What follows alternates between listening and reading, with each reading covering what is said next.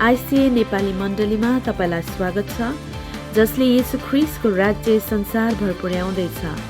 थप जानकारीको लागि हाम्रो वेबसाइट www.icahk.org मा जानुहोला। जय मसीह यहाँहरू सबैलाई। आशा छ तपाईहरु सबैजना कुशलै हुनुहुन्छ होला। आउनुहोस् हामी वचनतिर अगाडि लागौं। अनि आजको वचन इतिहास दोस्रो इतिहास 7 को 14 छ।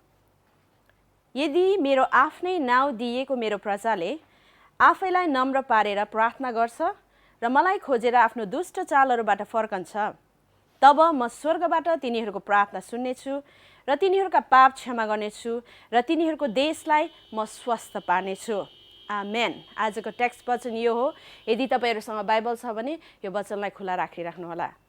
अनि अहिले हाम्रो यो संसारको परिस्थिति त यहाँ हामी सबैजना विज्ञ नै छौं, जानिराखेका नै छौं। अहिले यो संसारमा यो कोरोना भाइरसको कारणले गर्दा धेरै चपेटामा पारेको छ। यो कोरोना भाइरसको कारणले गर्दा धेरै मानिसहरूलाई असर पारिरहेको छ है। कति धेरै व्यक्तिहरूले आफ्नो कामहरू गुपाउनु परेको छ। यो समयमा कतिजनाको बिजनेस व्यवसायहरू बन्द गर्नु परेको छ अथवा घाटामा परेका छन्।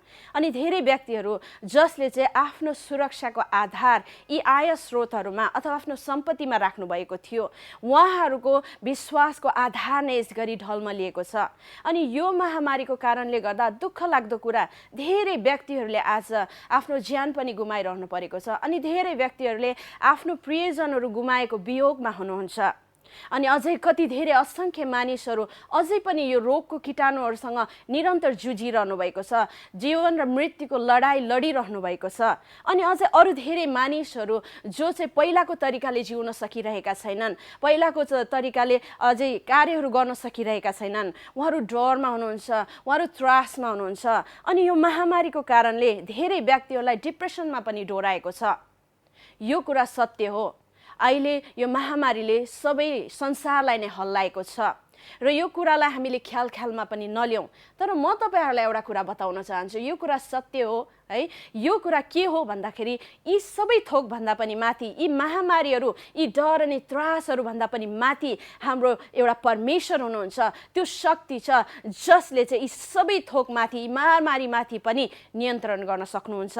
अनि उहाँमा कुनै पनि कुराको असम्भव छैन। अनि उहाँ परमप्रभु परमेश्वर हुनुहुन्छ। अनि उहाँको नाम येशू ख्रीष्ट हो। अनि म तपाईहरु सबैजना जो अहिलेको परिस्थितिको प्रकोपमा परिरहनु भएको छ, तपाईहरुको आशालाई म यतातिर येशू ख्रीष्टतिर खिच्न चाहन्छु है। हामीले केवल प्रार्थना मात्रै गर्नुपर्छ। हामीले भर्खरै 2 इतिहासको 7 को 14 मा पढ्यौं। हामीले आफैलाई नम्र पारेर प्रार्थना गर्नुपर्छ। किन भन्दा हाम्रो साँचो गुहार अनि साँचो सहायता केवल हाम्रो परमेश्वरद्वारा मात्रै आउँदछ है। अनि हामीले आफैलाई नम्र तुलाउनु भनेको खास के हो त यो परिस्थितिहरुमा भन्दा मलाई विश्वास छ कि अहिलेको जस्तो सुकै परिस्थिति भए तापनि, जस्तो संकट भए तापनि, यो संकटद्वारा डगमगिनुको सट्टा बरु हाम्रो आफ्नो परमेश्वर जो चाहिँ शक्तिशाली हुनुहुन्छ भनिकन जान्नु र उहाँको अधिकारको अधीन मुनि आफैलाई श्रद्धा साथ लिएर आउनुलाई नै हामी नम्र तुल्याउनु भनेर भनिन्छ। अनि साथसाथै मलाई यो पनि लाग्छ कि जब हामीले आफ्नो हृदयलाई नम्र तुलाएर उहाँलाई खोज्दछौं अनि उहाँमाथि भरोसा गर्दछौं भने त्यहाँनिर असम्भव त केही पनि छैन परमेश्वरको लागि है। त्यसै कारणले गर्दा आज अहिले समय हामी आत्तिने डराउनु पर्ने छैन। तपाईहरु नडराउनुहोस् यो विषयलाई लिएर, तर प्रार्थना साथ निवेदन गर्नुहोस् परमेश्वरमा। यो समय अहिले प्रार्थना गर्ने समय हो। यो समय हामीले प्रार्थनाद्वारा प्रभुलाई माग्ने, खोज्ने अनि ढकझक्याउने समय हो। त्यसै कारणले हामी सबै मिलौं, हामी सबै आएर नम्र भइकन हाम्रो हर थोकमा परमेश्वरको इच्छालाई खोजौं। उहाँले के भनिरहनु भएको छ, उहाँको हृदय कस्तो छ त्यो समयमा, त्यो कुरालाई खोज्ने प्रयास गरौं। अनि मलाई विश्वास छ, अनि मलाई तपाईहरुले पनि भन्नुभएको छ कि धेरै जनाले आज धेरै प्रार्थनाहरू गरिरहनु भएको छ है। विशेष गरी परिवारजनहरुको सुरक्षाको लागि, अनि कति यो परिस्थितिहरुको लागि, काम व्यवसायको लागि प्रार्थना गरिरहनु भएको छ। अनि साथसाथै तपाईहरु कतिजनाले भन्नुभएको थियो कि संसारकै चिन्दै नचिनेको व्यक्तिहरुको लागि पनि यो रोगबाट जुझ्न सक्ने चंगाईको लागि अथवा यो रोगबाट जुझ्न सक्ने साहसको लागि तपाईहरुले प्रार्थना गरिरहनु भएको छ। अवश्य हामीले प्रार्थना गरिराखौं है। तर अहिले अचानक आएर हाम्रो हातमा यति धेरै समय आएको छ है। हामी किन भन्दा अहिले कतिवटा देशहरूमा लकडाउनको कारणले, विशेष गरी नेपालमा अहिले हाम्रो लकडाउन चलिरहेको छ अनि हाम्रो कोही दिदीबहिनी दाजुभाइहरू जो नेपाल जानुभएको थियो उहाँहरू लकडाउनको कारणले घरभित्र नै थुनिनु भएको छ होइन, अथवा कुनै क्वारेन्टिनको कारणले हुनसक्छ होइन, अथवा यो अहिले सामाजिक भेटघाटको कमी भएको कारणले हुनसक्छ। हामीले चाहिँ आफैलाई के गरिरहेका छौँ त, एक्लो पारिरहेको छौँ। हामी कि त परिवारसँग बिताइरहेका छौँ कि भने हामी एकान्तमा एक्लै बिताइरहेका छौँ। तर यो समयमा हामी एकदमै होसियार हुनुपर्छ, किन भन्दा हामीले प्रार्थना गरिरहेकै हुन सक्छौँ, अनलाइनद्वारा हामी विभिन्न सेवामा सहभागी भइरहेका छौँ र त्यसको लागि म अझै तपाईँहरू सहभागी हुनको लागि हौसला दिन्छु। तर अनलाइनमा सहभागी हुँदाहुँदै पनि कतिपय समयमा हाम्रो ध्यानहरू चाहिँ विभिन्न अन्य कुराहरूमा पनि बाँडिएको हुनसक्छ। हामीसँग प्रशस्त समय छ हातमा, तर त्यो प्रशस्त समय हामीले प्रभुसँग एकान्त समय नबिताएको पनि हुनसक्छ होइन त। यदि तपाईँहरूलाई त्यस्तो लागिरहेको छ मैले प्रशस्त समय प्रभुसँग बिताउन सकिरहेको छैन यो समयमा, र पनि समय हुँदाहुँदै पनि मैले मेरो ध्यानहरू अन्य कुरामा लागिरहेको छ तर प्रभु कहाँ लाग्नु सकेको छैन, यदि त्यस्तो तपाईँलाई महसुस भइरहेको छ भने म तपाईँहरूलाई हौसला दिन्छु, हरेस नखानुहोस्, तुरन्तै यसरी नै तपाईँको ध्यान केन्द्रित प्रभुमाथि गर्नुहोस्। तपाईँको ध्यानलाई, कार्यहरूलाई, सम्पूर्ण कुरालाई प्रभुमाथि केन्द्रित गर्नुहोस् अनि तपाईँले त्यहाँनिर शान्ति, आनन्द र साँचो छुटकारा त्यहाँनिर पाउनुहुनेछ अनि उहाँको घनिष्ठता तपाईँले पाउनुहुनेछ। अनि त्यसै कारणले गर्दा हामीले सम्पूर्ण कुराबाट पनि हामीले चाहिँ प्रभुलाई खोजौँ, उहाँमाथि हाम्रो ध्यान केन्द्रित गरौँ।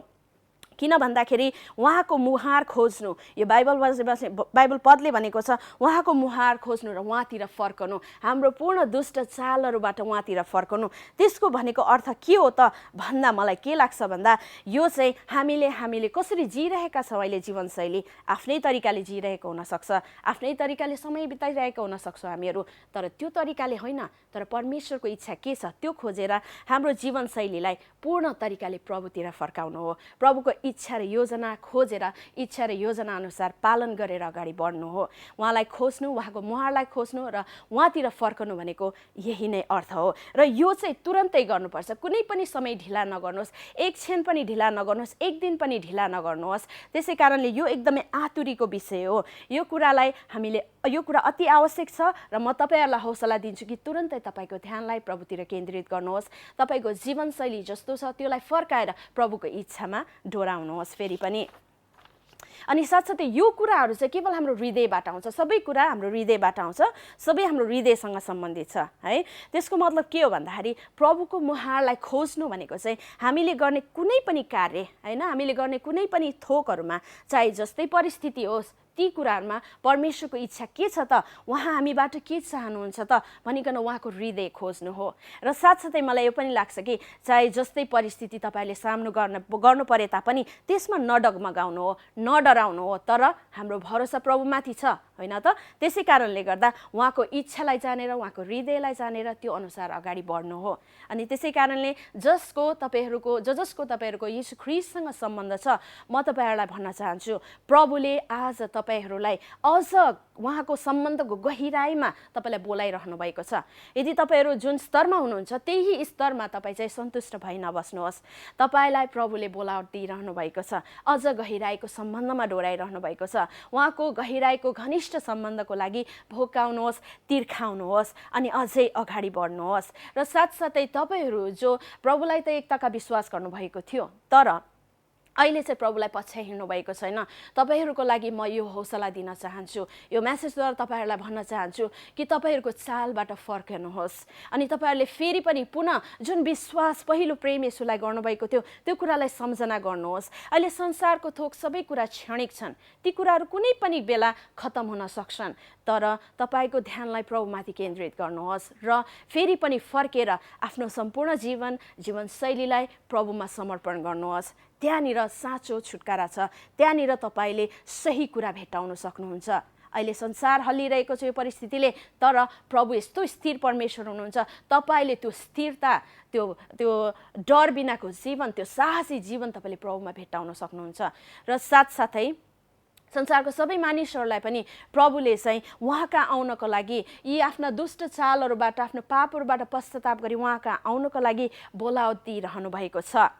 अनि त्यसै कारणले तपाईँहरूलाई यदि प्रश्न छ होला हुन सक्ला हामी चाहिँ कसरी प्रभु कहाँ आउन सक्छौँ, अथवा हाम्रो दुष्ट चालहरूबाट कसरी फर्कन सक्छौँ, अथवा हाम्रो पापबाट कसरी हामी छुटकारा पाउन सक्छौँ त? तपाईहरूको लागि म यो सुसमाचार दिन चाहन्छु।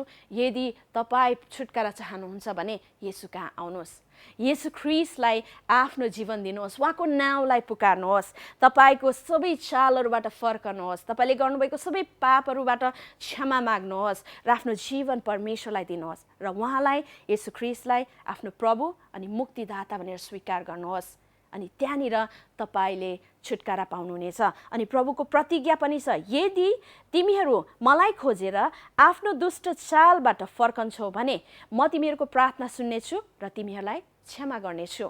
प्रभुले यो प्रतिज्ञा दिनुभएको छ र तपाईँलाई तपाईँको पाप क्षमा गर्ने केवल एकमात्र परमेश्वर हुनुहुन्छ, उहाँ हुनुहुन्छ येशू ख्रीष्ट। अनि एक युहन्नाको 1:9 पनि हामी पढौँ।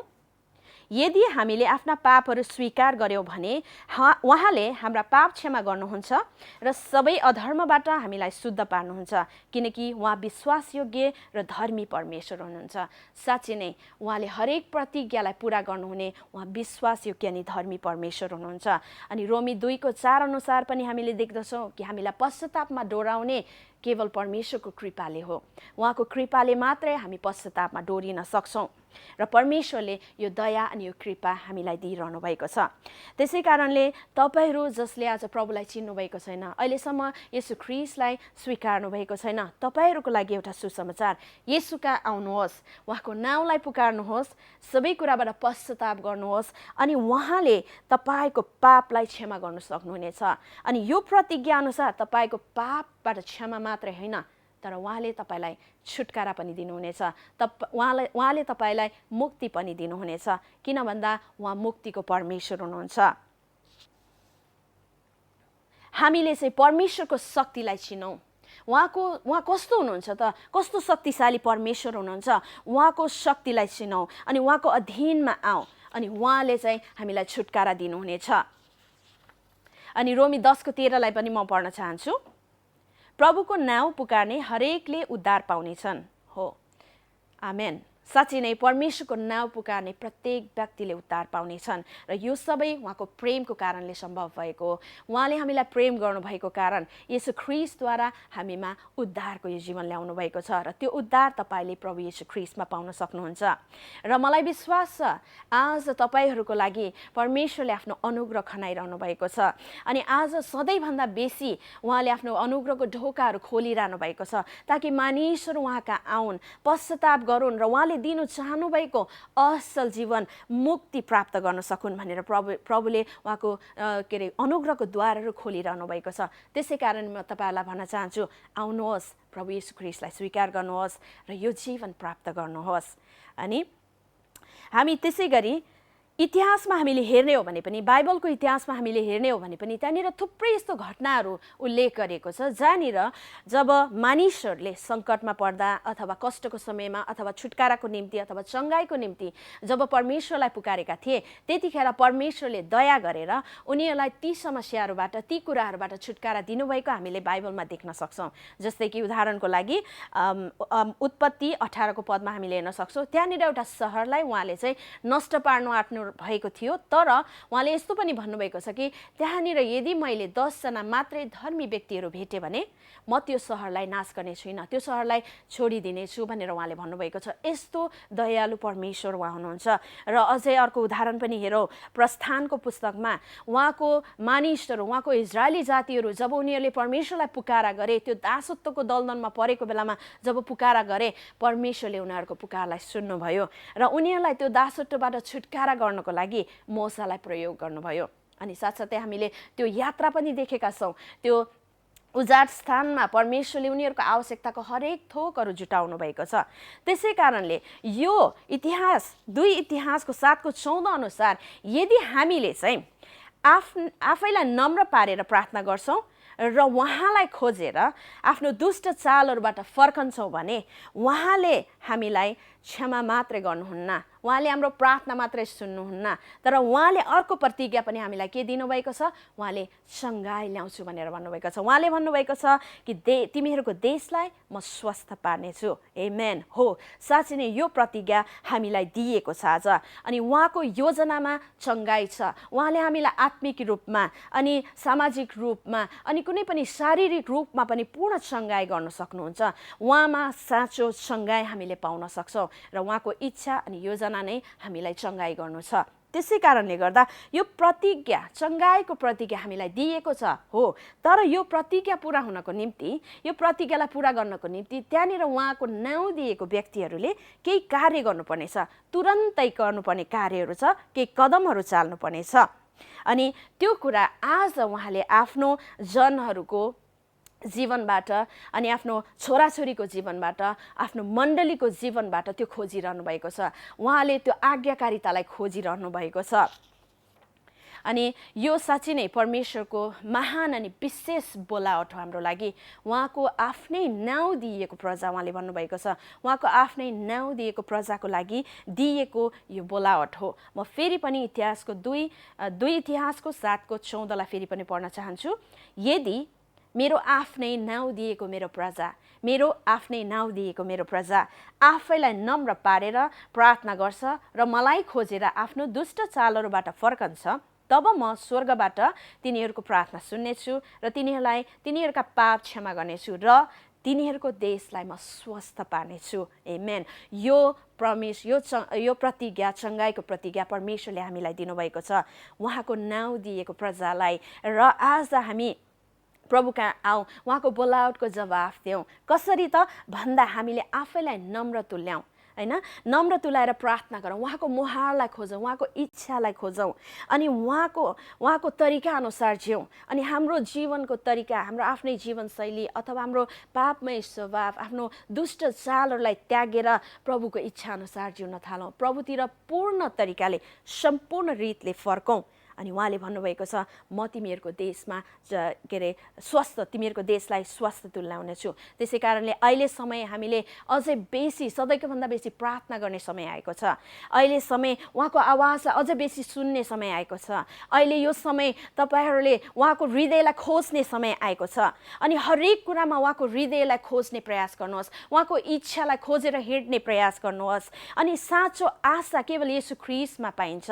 किन भन्दाखेरि अहिले संसारले खोजिरहेको, अहिले संसारलाई चाहिएको आशा येशू ख्रीष्टमा छ। र म तपाईँहरूलाई यो हौसला दिन चाहन्छु कि हामी सबै मिलेर उहाँको आशाको दूत बनाऊ। हाम्रो घर परिवारमा, हैन, हाम्रो छरछिमेकमा, हाम्रो कामको साथी सङ्गीहरूमा, हाम्रो इष्टमित्रहरूमा, हाम्रो समाजमा अनि संसारको अन्तसम्म पनि परमेश्वरको आशाको दूत बनाऊ अनि उहाँको आशालाई लिएर उहाँहरूको जीवनमा जाउँ। त्यसै कारणले म आज तपाईँहरू सबैलाई यो सन्देशद्वारा यो हौसला दिन चाहन्छु कि जागा हुनुहोस्, उठ्नुहोस्, जुर्मुराउनुहोस्। अनि उहाँको नाउँ दिएको प्रजाहरूलाई दिएको आज यो बोलावट हो। त्यो बोलावटलाई के तपाईँ उत्तर दिन चाहनुहुन्छ? यदि त्यो बोलावटलाई उत्तर दिन चाहनुहुन्छ भने कुनै पनि समय ढिला नगर्नुहोस्, एक समय पनि खेर जान नदिनुहोस्, नझुक्नुहोस्, अल्छी नमान्नुहोस्, जुर्मुराउनुहोस्, सचेत हुनुहोस् र उहाँको बोलावटलाई सुन्नुहोस् र त्यो अनुसार उत्तर दिनुहोस्। आज्ञा पालन गरेर आउनुहोस् र परमेश्वरको इच्छा अनुसार हामी अगाडि बढौँ। तब मात्रै परमेश्वरले उहाँले भन्नुभएको प्रतिज्ञा उहाँले ल्याउनुहुनेछ, त्यो अवश्य पनि पुरा गर्नुहुनेछ। आमेन। तपाईँहरू सबैलाई परमेश्वरले प्रशस्त आशिष दिनुभएको होस्। जय मसीह।